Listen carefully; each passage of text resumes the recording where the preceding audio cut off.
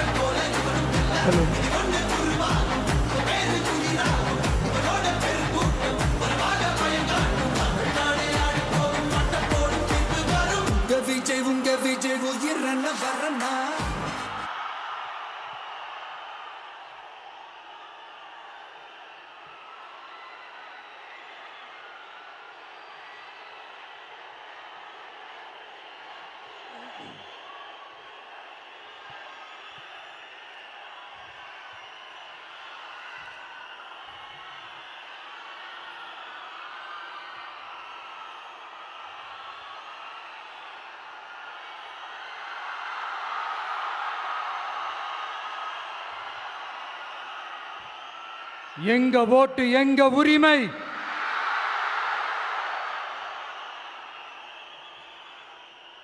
எங்களை யாரும் விலைக்கு வாங்க முடியாது.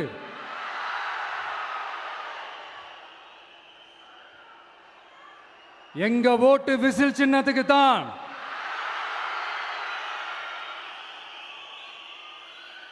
யாரையும் நம்பி ஏமாற மாட்டோம். எங்க வார்த்தையிலிருந்து மாற மாட்டோம். இது நிஜம். தேங்க்யூ.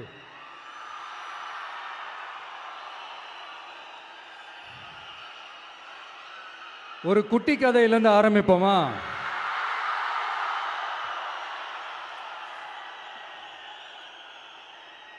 ஒரு பெரிய ஊரு, ஒரு 4 ரோடு ஜாயிண்ட் ஆகிற மாதிரி ஒரு ஜங்ஷன், ஒரு பிஸியான ஏரியா, ஆள் நடமாட்டம் அதிகமாக இருக்கக்கூடிய ஒரு ஏரியா. அங்கே சென்டரில் ஒரு முரட்டு ஜல்லிக்கட்டு காலை ஒன்று நின்றுட்டு இருக்குது. காலில் மண்ணை வீசிக்கிட்டு சீறிக்கிட்டு அப்படியே நின்றுட்டு இருக்குது. யாருமே பக்கத்தில் போக முடியல. அந்த இடம் ஒரு கேஷுவலாக மாறணும் அப்படின்னா அந்த காளையை அடக்கி அமைதி ஆக்கினா தான் மறுபடியும் ஒரு பேக் டு நார்மல் சுச்சுவேஷனுக்கு அந்த இடம் மாறும். அந்த ஊரில் இருக்கிற ஒரு சில பேருக்கு மட்டும்தான் அந்த காளை அடங்கும். அவங்க யாருமே அங்கே இல்லை. ஆனால் அந்த க்ரௌடில் இருந்த ஒரு சில பேர், ஆல்ரெடி அந்த காளையை அடக்கணங்களோடு இருந்த ஒரு சில பேர், எங்களுக்கு இல்லாத அனுபவமா? நாங்க பார்க்காத காளையா? நாங்க பார்க்காத மாடா? நாங்க போய் அடக்குறோம்னு சொல்லிட்டு உள்ள போறாங்க. ஒருத்தராலையும் அந்த காளையை தொடக்கூட முடியல. எல்லாரையும் அடிச்சு வீசி தூக்கி போட்டுருச்சு. இப்போ என்னடா பண்ணுறது அப்படின்னு பார்க்கும்போது அந்த கூட்டத்தை விலக்கிட்டு ஒரு சின்ன பையன் ஒரு என்ட்ரி ஒன்று கொடுக்குறான். உங்களுக்கு தான் தெரியும்ல, டேய் எங்களாலே முடியல, நீ எல்லாம் என்னத்தை போய் கிழிக்க போற, எங்களுக்கு அவ்வளோ அனுபவம் இருக்குது, நாங்களே அடிபட்டு ஓரமாக படுத்து கிடக்கிறோம், இவன் விளையாட்டுத்தனமா ஏதோ பண்ணிட்டு கிடக்கிறான், பாவம் அந்த காலைகிட்ட போய் அடிபட்டு சாவ போறான், பச்சா பையன், அந்த பையன், இந்த பையன், அண்டர் எஸ்டிமேட் பண்றது, ஏளனமா பேசுறது, இப்படி ஒரு பக்கம். இன்னொரு பக்கம் பரிதாபப்பட்டு ஐயோ பாவமே இப்படி தனியா போய் மாட்டிக்கிட்டானே அந்த காலைகிட்ட என்ன பண்ண போறானோ அப்படின்ட்டு ஒரு பக்கம் பரிதாபப்பட்டு பேசுறாங்க. அந்த சின்ன பையன் எதுவுமே காதலையே போட்டுக்காம 2 பாக்கெட்லையும் கையை விட்டுக்கிட்டு ஸ்டைலா கெத்தா தில்லா அப்படியே உள்ள போறான். ஒரு ஸ்டெப் எடுத்து வைக்கிறான், அந்த காலை அப்படியே சீறிக்கிட்டே நின்றுட்டு இருக்குது. இன்னொரு ஸ்டெப் எடுத்து வைக்கிறான், காலை அப்படியே சீறிக்கிட்டே முன்னாடி வருது. மக்கள் எல்லாரும் பதட்டத்தோடு அப்படியே பார்த்துட்டு இருக்கிறாங்க. இன்னொரு ஸ்டெப் எடுத்து வைக்கிறான், காலை அப்படியே முட்டை வரும்போது பாக்கெட்டுக்குள்ள மறைச்சி வச்சிருந்த 2 புல்லுக்கட்டு அதை அந்த காலை கிட்ட காட்டுறான். காலை அப்படியே சடனா வந்து நின்று அது மூடெல்லாம் மாறி அந்த புல்லுக்கட்டை சாப்பிட ஆரம்பிச்சிருச்சு. அந்த சின்ன பையனும் அந்த காளையை அப்படியே தடவிக்கிட்டு வரான். காளையும் பக்கத்தில் ஒரு குழந்தை மாதிரி நடந்து வந்துக்கிட்டு வருது. பக்கத்தில் இருந்த ஒரு வயல்வெளியில் அந்த காளையை மேய விட்டுட்டு வரான். மக்கள் எல்லாரும் அந்த பையனை ஆச்சரியமாக பார்க்குறாங்க. அந்த அடிபட்டு கிடந்த அந்த அனுபவசாலிங்க தலையை தொங்க போட்டு நின்றுட்டு இருக்கிறாங்க. ஏன்னா பேசின பேச்சு அப்படி. வாய் இருக்குன்றதுக்காக நக்கலுமா நையாண்டியுமா நச நச நச நசன் ஒரே பேச்சு. என்ன பண்றது, தலையை குனிஞ்சு அப்படியே நின்றுட்டு இருக்கிறாங்க. அங்க ஒரு பெரியவர் வர்றார். வந்து அந்த பையன்கிட்ட கேட்கிறாரு, எப்படிப்பா இப்படி ஒரு முரட்டு காலை சீறிட்டு நின்றுட்டு இருந்தது, எப்படி அந்த காளையை அடக்கின அப்படின்னு கேட்டதுக்கு அந்த பையன் சொல்றான், ஐயா எனக்கு அந்த காளையை பார்த்தா கோபமாக இருந்த மாதிரிலாம் எனக்கு தெரியல, அந்த காலை பசியோடு இருந்த மாதிரி இருந்தது, அதனால தான் அந்த புல்லுக்கட்டை காமிச்சவொடனே ஓகே நமக்கு தேவையானது கிடச்சிருச்சு அப்படின்னோடனே அந்த புல்லுக்கட்டை சாப்பிட்டுட்டு நம்மளோட அப்படியே ஜாலியாக வாக்கிங் வந்துருச்சு அப்படின்னு சொன்னான். இதை கேட்ட அந்த பெரியவர் சொன்னாராம், இந்த சின்னவங்க பெரியவங்க அனுபவம் இருக்கிறவங்க அனுபவம் இல்லாதவங்க இதெல்லாம் விஷயமே கிடையாது. யாரா இருந்தாலும் அந்த சூழலுக்கு ஏற்ற மாதிரி அந்த சிச்சுவேஷனுக்கு தகுந்த மாதிரி என்ன பண்ணி அந்த ப்ராப்ளமை சால்வ் பண்றான், ஏது பண்ணி அந்த ப்ராப்ளமை சால்வ் பண்றான், அதுதான் விஷயமே, அதுதான் மேட்ரு. ஸோ நீ சூப்பர்ப்பா, என்ன ப்ராப்ளம் வந்தாலும் நீ சால்வ் பண்ணிடுவ அப்படின்னு முதுகில் தட்டி கொடுத்துட்டு அந்த பெரியவர் போறார். இப்போ அந்த கதையில் அந்த முரட்டு ஜல்லிக்கட்டு காலை தான் நம்ம தமிழ்நாட்டு அரசியல் களம். அந்த பெரியவர் தான் நம்ம தமிழக மக்கள். அந்த பாக்கெட்டுக்குள்ள ஸ்டைலா தில்லா கெத்தா ஒருத்தன் உள்ள வந்தான் பாருங்க, அவன்தான்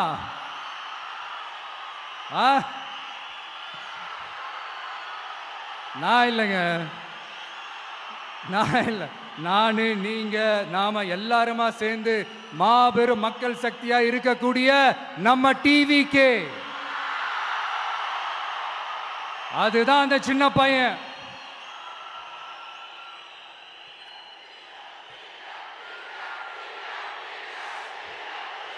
தேங்க்யூ தேங்க்யூ தேங்க்யூ.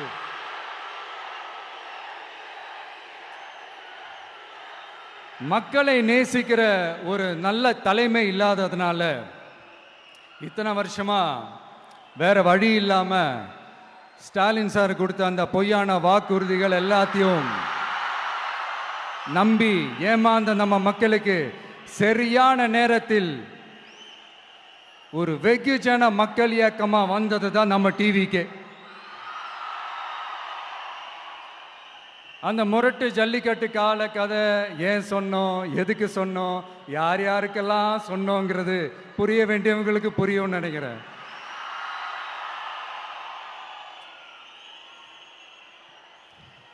இப்போ நாம ஒவ்வொரு வீட்டில் உயிரா உணர்வா இருக்கிறோம். ஆனால் நான் உங்க எல்லாரையும் நேரில் சந்திக்கணும், நீங்கள் இருக்கிற ஊருக்கே உங்களை சந்திக்கணும் அப்படின்றது தான் எனக்கு மனசில் இருக்கிற ஒரு பெரிய ஆசை.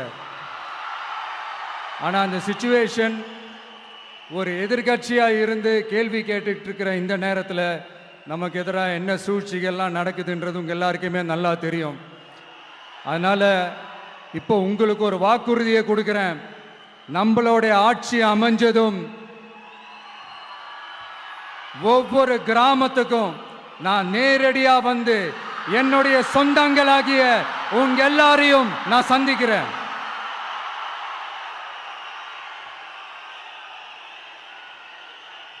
கொஞ்ச நாளைக்கு முன்னாடி நம்ம ஸ்டாலின் சார் ஒரு உருட்டு ஒன்று உருட்டினாரு, நீங்க கேள்விப்பட்டிருப்பீங்க. இப்போ வரப்போற எலெக்ஷன் எதுக்கான எலெக்ஷன்? நம்ம சட்டமன்ற தமிழ்நாடு சட்டசபைக்கான ஒரு தேர்தல் இல்லையா? இதே தமிழ்நாட்டுக்கும் டெல்லிக்குமான ஒரு எலெக்ஷன் அப்படின்னு சொல்றாங்க.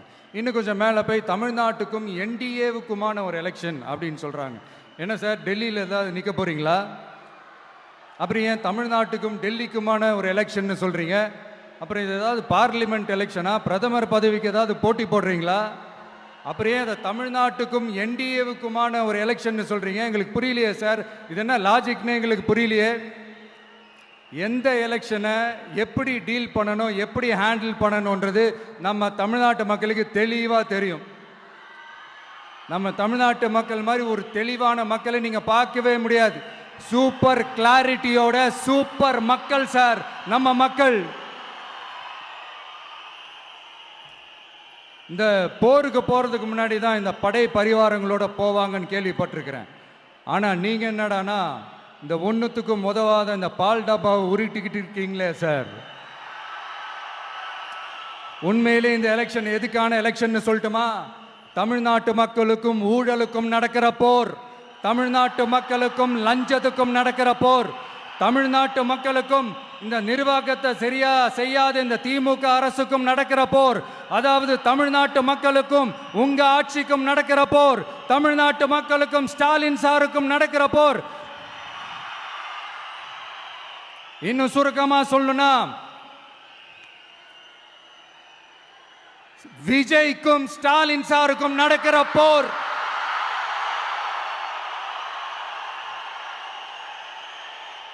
இதுக்கு நடுவில் இந்த என்டிஏ டெல்லி இதெல்லாம் என்ன லாஜிக்னே புரிய மாட்டேங்குது சார். தமிழ்நாடு தான் விஜய், இந்த விஜய் தான் தமிழ்நாடு. தூய சக்தி டிவிகேவுக்கும் தீய சக்தி டிஎம்கேவுக்கும் தான் இந்த போர். இப்படி உக்கிரமா இருக்கிற இந்த போர்ல மறுபடியும் ஒன்றுத்துக்கும் உதவாத இந்த பால் டப்பாவை உருட்டிக்கிட்டு இன்னொரு காமெடி வேற. அது என்னடானா அவரோட ஆட்சியில தான் தமிழ்நாடு சூப்பர் ஸ்டார் மாநிலமா இருக்குதான். கரெக்டு, தமிழ்நாடு சூப்பர் ஸ்டார் மாநிலம் தான். காமராஜர் அவர்கள் டைம்ல, அண்ணா அவர்கள் டைம்ல, எம்ஜிஆர் அவர்களோட ஆட்சியில. இன்னைக்கு ஒன்னுத்துக்கும் உதவாத இந்த உல்டா மாடல் ஆட்சியில தமிழ்நாடு சூப்பர் ஸ்டார் மாநிலமாலாம் ஒண்ணு இல்ல, சூப்பர் ஸ்டாண்ட் அப் காமெடிக்காரர் நடத்துற மாநிலமா மாறிடுச்சு. மக்களே, உங்களுக்காக மட்டுமே தான் வர தடைகள், சதிகள், சூழ்ச்சிகள் எல்லாத்தையும் தாண்டி இந்த 2026 இந்த தேர்தலில் டிவிக்கு தில்லா நிற்கும்.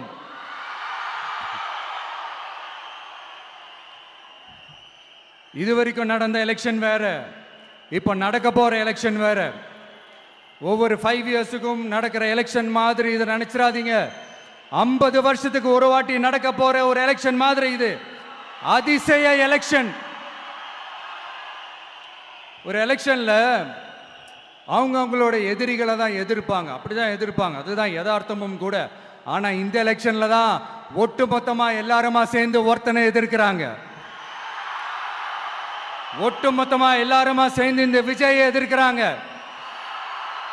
ஏன்னா இந்த விஜய் ஊழலை எதிர்க்கிறான், லஞ்சத்தை எதிர்க்கிறான், மக்களோட மக்களா நிக்கிறான். அந்த மக்கள் அவன் கூட நிக்கிறாங்க. அந்த காண்டு எப்படி? அந்த காண்டு தான் ஒட்டுமொத்தமா எல்லாருமா சேர்ந்து ஒருத்தனை எதிர்க்க காரணம். நீங்க எப்படி வேணா எதிர்த்துக்காங்க, ஆனா போட்டி ரெண்டே ரெண்டு பேருக்கு நடுவில் உள்ளதான். ஒண்ணு இன்னொன்னு. இந்த எலெக்ஷன் டேல மேக்சிமம் என்ன பண்ணுவீங்க? போவீங்க, ஓட்டு போடுவீங்க, வருவீங்க, அவ்வளவுதான் உங்களுடைய பார்ட்டிசிபேஷன். ஆனா இந்த எலெக்ஷன்ல நீங்க பங்கெடுத்துக்க போறீங்க. எஸ், உங்க வீட்டில் இருக்கிற ஒரு விஜய் தான், உங்க வீட்டில் இருக்கிற ஒரு விஜய் தான் வேட்பாளரா நிக்க போறாங்க. உங்க வீட்டில் நிக்கிற ஒரு வேட்பாளர்னா அப்போ உங்க வீட்டில் இருக்கிற மற்றவங்க எல்லாருமே வாக்காளர்கள் தானே. உங்க அம்மா, உங்க அப்பா, உங்க அண்ணன், உங்க தம்பி, உங்க சொந்தம் டிவிக்கே வேட்பாளர் அப்படின்னா அப்போ உங்க ஓட்டு விசில் சின்னத்துக்கு தான் எல்லாருக்குமே தெரியும். ஏன், நம்மளோட எதிரிங்களுக்கு கூட அது நல்லாவே தெரியும். அதனாலதான் நமக்கு எதிராக அவ்வளவு அவதூறு பரப்புறாங்க. என்னென்ன அவதூறு பரப்புறாங்கன்றது உங்களுக்கே நல்லா தெரியும். ஆனா அவங்களுக்கு தெரியாது, ஏன் மேல அவதூறு பரப்புனா அது மக்கள் மேல அவதூறு பரப்புற மாதிரின்னு. எனக்கு அரசியல் தெரியலன்னு சொன்னா அது மக்களுக்கு அரசியல் தெரியலன்னு சொல்ற மாதிரின்னு. என்ன அசிங்கமா பேசினா அது மக்கள் அசிங்கமா பேசுற மாதிரின்னு. எனக்கு எதிராக செய்யற ஒவ்வொரு செயலும் அது மக்களுக்கு எதிராக செய்யற செயல் அவங்களுக்கு தெரியாம போச்சு. இந்த விஜயும் மக்களும் வேறு வேறு இல்லை. இந்த விஜயும் மக்களும் ரத்தமும் சதையும் மாறி, உடலும் உயிரும் மாறி, ஒன்னிலிருந்து ஒண்ண பிரிக்கவே முடியாது. எஸ், சென்சிட்டிவான சென்டிமெண்ட், அது சென்சிட்டிவான சென்டிமெண்ட்.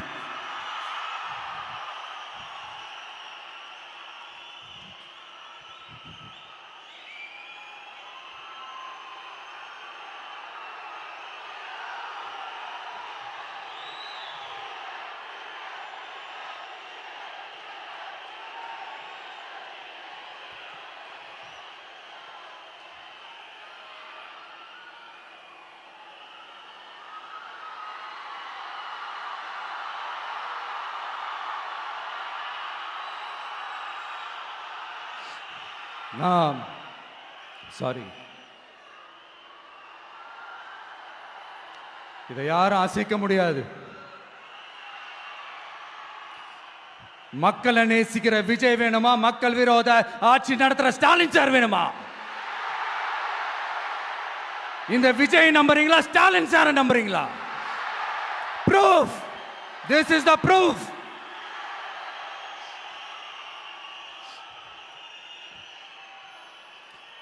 இந்த தீய சக்தி, ஊழல் சக்தி, இதெல்லாம் ஏன் சொல்றோம், எதுக்கு சொல்றோம், யாரை சொல்றோன்றதெல்லாம் மக்களுக்கு தெளிவாக தெரியும். அதே மாதிரி டிவிகேவுக்கு போட்டி டிஎம்கே தான்றதும் மக்களுக்கு தெளிவாக தெரியும். அப்படி இருக்கும்போது நாம் ஏதாவது பேசினா வாண்டடா சில பேர் வந்து வண்டியில் ஏறி உட்காந்துக்கிறாங்க. ஆமாம், வாண்டடா சில பேர் வண்டியில் ஏறி உட்காந்துக்கிட்டு குரல் கொடுக்குறாங்க. சீரியஸாக ஒரு போட்டி நடந்துக்கிட்டு இருக்கும் போது இங்கே காமெடிக்கெல்லாம் இடம் இல்லை பாஸ். இதெல்லாம் மக்களுக்கு தெளிவாக தெரியும். இந்த நேரத்தில் ஒரு சீரியஸ் கேள்வியை இன்னைக்கு இருக்கிற மிகப்பெரிய அரசியல்வாதிங்க கிட்ட கேட்கணும்னு நான் நினைக்கிறேன். நீங்க அரசியலுக்கு வர்றதுக்கு முன்னாடி உங்ககிட்ட இருந்த சொத்து எவ்வளோ? அரசியலுக்கு வந்ததுக்கு அப்புறம் இன்னைக்கு உங்ககிட்ட இருக்கிற சொத்து எவ்வளோ? அதை ஓப்பனா டிக்ளேர் பண்ண முடியுமா? அப்படி வந்த காசெல்லாம் என்னென்ன தொழில் செஞ்சு வந்துச்சு, என்ன வேலை செஞ்சு வந்துச்சு, உண்மையிலே நீங்க உழைச்சி சம்பாதிச்ச காசா, இல்ல ஆட்சி அதிகாரத்துக்கு வந்ததுக்கு அப்புறம் ஆட்டைய போட்ட காசா? இதெல்லாம் ஓப்பனா டிக்ளேர் பண்ண முடியுமா? இதெல்லாம் நம்ம கேட்டா எல்லா ஊழல்வாதிகளும் ஒன்னா சேர்ந்து நம்ம மேல சேத்தவாரி வீசுவாங்க. அதை பத்தியெல்லாம் நமக்கு கவலை இல்லை. ஏன்னா நாம யாருன்னு மக்களுக்கு நல்லாவே தெரியும். எனக்கு ஒரு புது ஃப்ரெண்டு, புது நண்பர் ஒருத்தர் கிடைச்சிருக்காரு. யார் தெரியுமா? தெரியாதா? முதல்வர் அவர்கள் தான். இப்போ ஒரு நிருபர் ஒருத்தர் கேட்ட கேள்விக்கு எனக்கு எதிரிகள்லாம் யாரும் இல்லை, அவங்க எல்லாருமே எனக்கு நண்பர்கள் தான் அப்படின்னு சொன்னாங்களே. அப்படி நாங்கெல்லாம் உங்களுக்கு நண்பர்கள்னா அப்புறம் ஏன் சார் கரூர் விஷயத்துல ஏன் மேல பழி தூக்கி போட்டீங்க?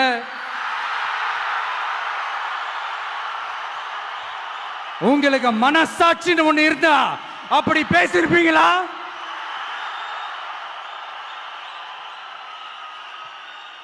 அப்படி நாங்களாம் உங்களுக்கு நண்பர்கள்னா ஒரு ஈவெண்ட், ஒரு ஃபங்க்ஷன் நடத்துறதுக்கு ஒரு இடமோ ஒரு பர்மிஷனோ ஏன் கொடுக்க மாட்டேன்றீங்க? எல்லாத்தையும் நீங்களே பண்ணிட்டு போற போக்கில் அப்படியே பொய்களா அடிச்சு விட்டுக்கிட்டு இருக்கீங்க. உங்களோட உண்மையான நண்பர்கள் யாருன்னு சொல்லட்டுமா? லஞ்சம், ஊழல், அரசியல் ஆதாயம், இதெல்லாம் தான் உங்களோட உண்மையான நண்பர்கள். பர்சனலா நீங்க எப்படி வேணா இருந்துக்கங்க சார், நமக்கு அதை பத்தி கவலை இல்லை, நமக்கு அது அவசியமும் இல்லை. ஆனா உங்க ஆட்சி தான் தப்பான ஆட்சி, தமிழ்நாட்டுக்கு தேவையில்லாத ஆட்சி. கொஞ்ச நாளைக்கு முன்னாடி கற்பனையா ஒரு விஷயம் ஒன்று சொன்னேன். இந்த முதல்வர் கூட விசில் சின்னத்துக்கு தான் வாக்களிப்பாரு அப்படின்ட்டு கற்பனையா ஒன்று சொன்னேன். ஆனா இன்னைக்கு நிஜமாவே நமக்கு ஆதரவா ஒரு கோஷத்தை எழுப்பியிருக்கிறாங்க. அது என்ன தெரியுமா? எங்க வாக்கு சாவடி வெற்றி வாக்கு சாவடியா. அதுக்கு அர்த்தம் என்ன தெரியுமா? எங்க வாக்கு சாவடி விஜய் வாக்கு சாவடின்னு அர்த்தம்.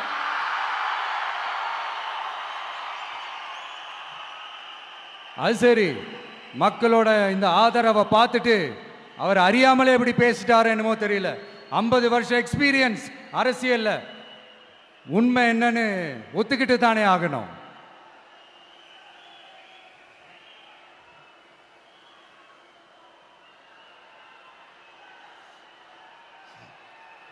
ஜனநாயகம்ங்கிறது பெரும்பான்மை ஆட்சி அதிகாரம் சார்ந்தது மட்டும் இல்லை, சிறுபான்மை மக்களின் உரிமைகள் உணர்வுகளும் புனிதம்னு நினைச்சு அதையெல்லாம் காப்பதற்கு பெயர் தான் ஜனநாயகம்னு 1963 அறிஞர் அண்ணா பார்லிமெண்ட்ல பேசினதை நாம இங்க சொல்றது ரொம்ப பொருத்தமா இருக்கும்.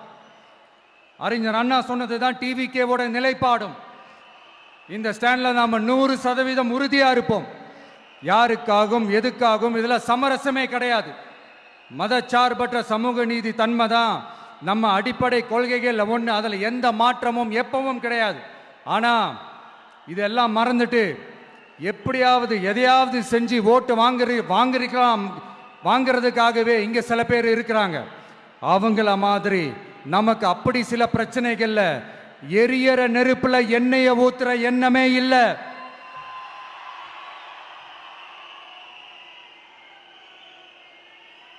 இங்க சில அரசியல் கட்சிகளும் சில அரசியல் தலைவர்களும் ஒரு சில நேரங்களில் அமைதியா இருந்தாலே போதும், ஒரு பிரச்சனையும் வராது.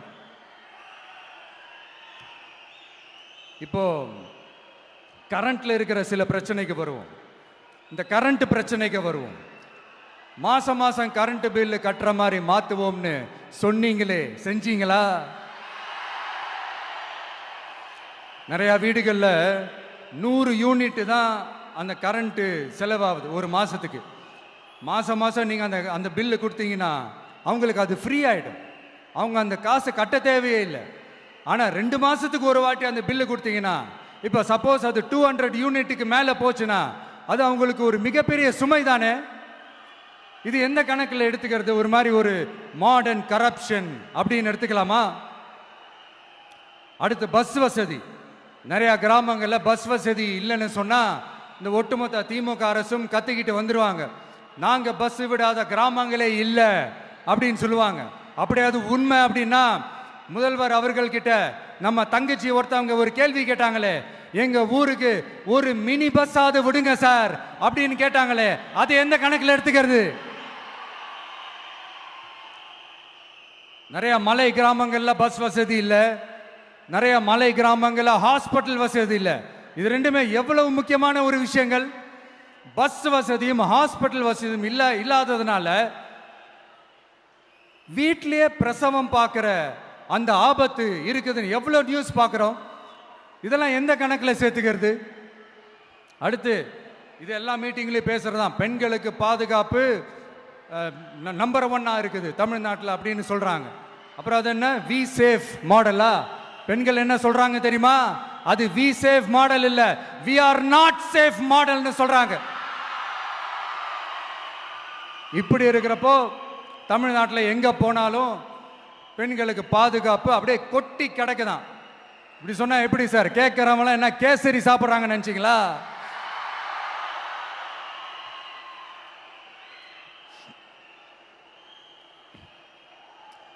அடுத்து இந்த சட்டம் ஒழுங்கு, அது காணாம போய் ரொம்ப நாள் ஆச்சு. இவன் வேற, இந்த விஜய் வேற, எங்க போனாலும் இந்த மக்கள் கிட்ட இந்த சட்டம் ஒழுங்கை பத்தி பேசி ஞாபகப்படுத்திக்கிட்டே இருக்கான்னு முதல்வர் அவர்கள் அவங்க கூட இருக்கிறவங்க கிட்டலாம் சங்கடப்பட்டாராம். நாம் என்ன பண்றது? நாம தான் தமிழ்நாட்டோட விசில் ப்ளோயர் ஆச்சே. நாம் எப்படி சைலண்டா இருக்க முடியும்? நாமளும் கேள்வியா கேட்குறோம், ஆனால் பதிலெலாம் வந்த மாதிரியே தெரியல.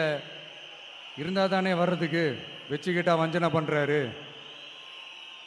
5 வருஷமாக பதிலே சொல்லாமல் அப்படியே கடந்து வந்துட்டாரு. ஆனால் இனிமேல் அப்படிலாம் இருக்க முடியாது, பதில் சொல்லி ஆகணும். மக்களே, இந்த தீய சக்தி, இந்த அட்ராசிட்டியை ஒரு எண்டு கார்டு போடணும் அப்படின்னா அவங்கள சுவிட்ச் ஆஃப் பண்ணுறது தான் ஒரே சொல்யூஷன். அதுக்கான ரிமோட்டு தான் வரப்போற எலெக்ஷன். அந்த ரிமோட்ல நீங்க அழுத்த வேண்டியது ஒரே ஒரு ஆப்ஷன்,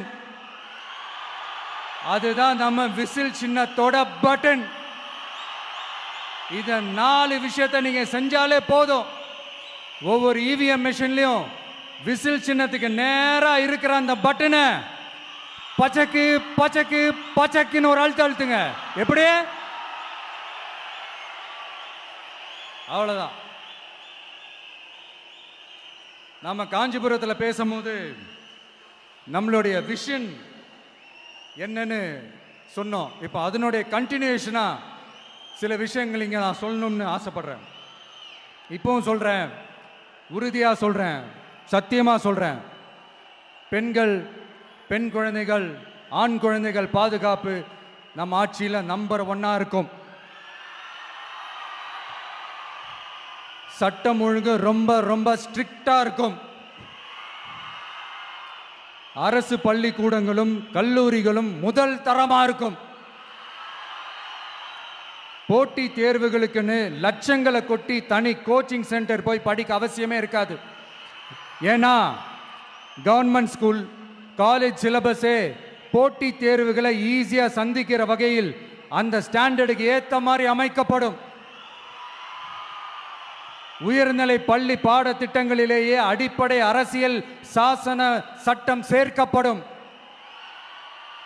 மாநில மற்றும் ஒன்றிய அரசு அலுவலகங்கள், வங்கிகளின் செயல்பாடுகள் மற்றும் அவற்றை அணுகும் முறை குறித்து மாணவர்களுக்கு தெளிவான புரிதலை ஏற்படுத்தும் வகையில் தேர்வுகள் அற்ற செயல்முறை பாடமாக கற்பிக்கப்படும்.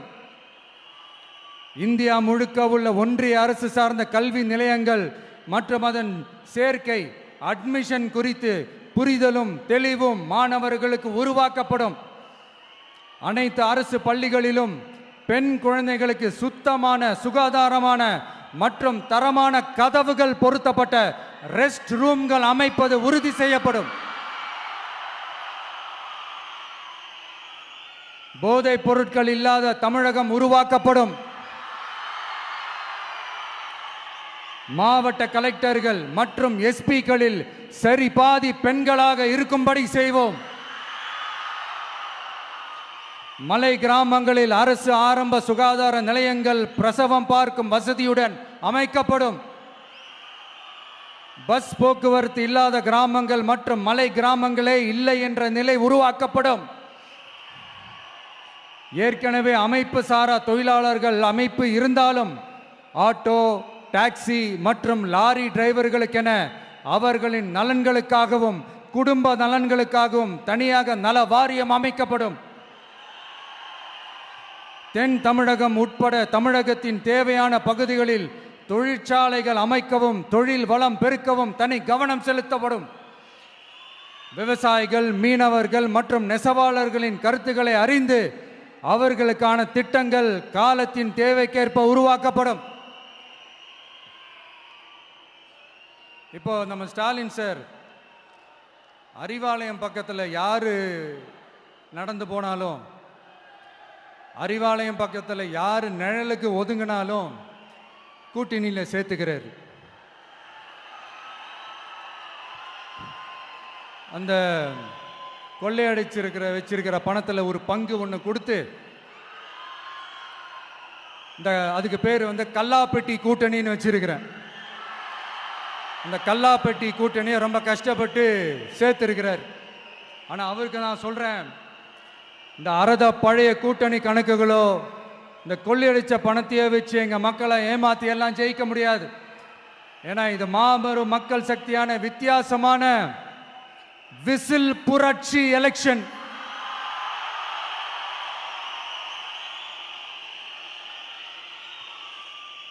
உங்களோட நான் இருக்கேன், நம்மளோட நம்ம மக்கள் இருக்கிறாங்க. இதுக்கு மேல என்ன வேணும்? கான்பிடென்ட்டா இருங்க, நல்லதே நடக்கும், வெற்றி நிச்சயம். மீண்டும் சந்திக்கும் வரை நன்றி, வணக்கம். என் நண்பர்களே, ஒரு சின்ன ரிக்வெஸ்ட். நான் திருப்பி இங்கிருந்து 4 hours சென்னைக்கு போகணும். தயவு செஞ்சு யாரும் என் வண்டிக்கு பின்னாடியோ என் வண்டி சைட்லேயோ பைக்கில் வராதிங்க. உங்களை நான் கெஞ்சி கேட்டுக்கிறேன். தேங்க்யூ.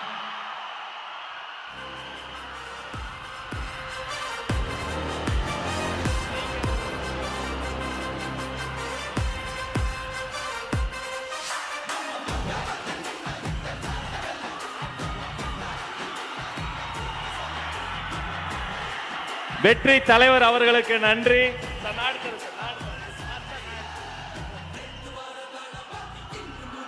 வேலூர் கழகத்தின் சார்பில் மாவட்ட கழக செயலாளர்கள் அண்ணன் வேல்முருகன் வெற்றிவேல் வீரவேலை வழங்குகிறார். அவரோடு நவீன், வினோத் கண்ணன், இமுத்தியாஸ், தனசேகர் அத்தனை பேரும் சிறப்பு பரிசுகள் வழங்குகிறார்கள். ஒரு கையில் வேல், ஒரு கையில் வெற்றி வாள்.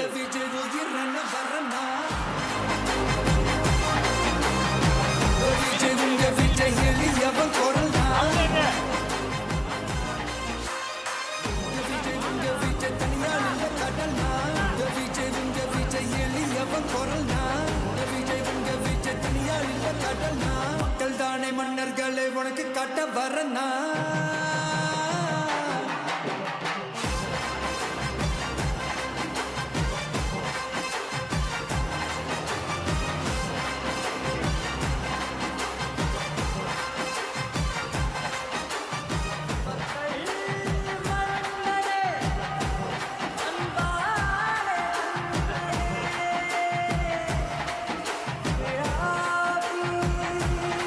வேலூர் கழகத்தின் சார்பில்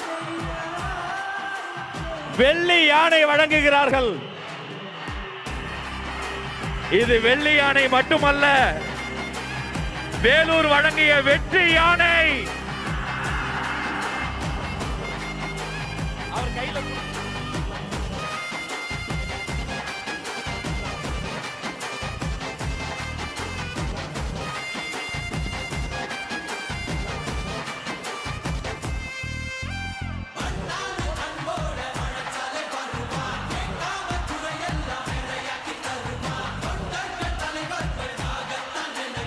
வேலூர் கழகத்தின் சார்பில் தங்க கோயிலும்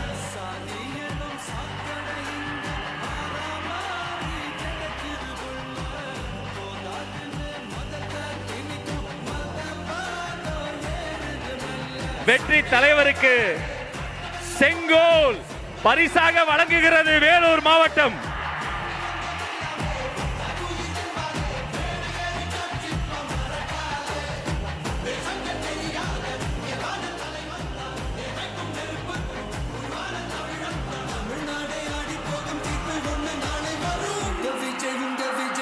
நன்றி நன்றி.